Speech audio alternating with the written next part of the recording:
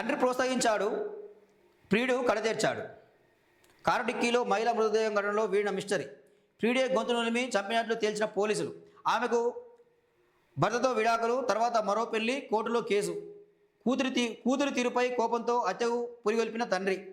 ఎలకతుర్తిలో ఘటన, ప్రియుడి అరెస్టు, తండ్రి పరారులో ఉన్నాడు. ఇక సో ఇక్కడ విషయం ఏంది, తండ్రి ప్రోత్సహించినట్ట.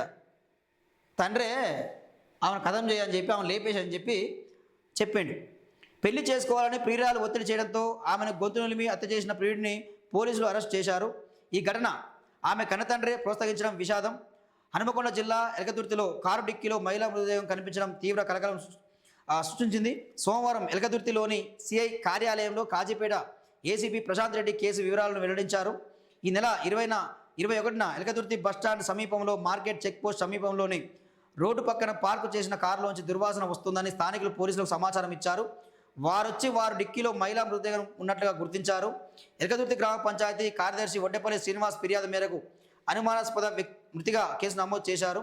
కారు నంబర్ ఆధారంగా ముతురాలు పెద్దపల్లి జిల్లా రాయగిరి మండలం రత్నాపూర్లోని సెటినరీ కాలనీకి చెందిన ఆంకతి మానస 33 సంవత్సరాలుగా నిందితుడు ఎలకతుర్తి మండల కేంద్రానికి చెందిన వ్యక్తి.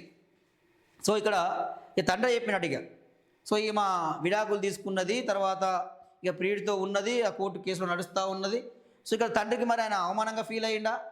సో ఇలాంటి కూతురు నాకు ఉంటేంది లేకుంటేంది అనుకున్నాడా? ఏం చేసిండో ఏం కదో. సో ఇక ఆ తండ్రి ఒకటి, దీనికి తోడు ఏమైంది, ఈమె కొన్ని రోజులు బాగానే నడిచింది ఎఫేరు.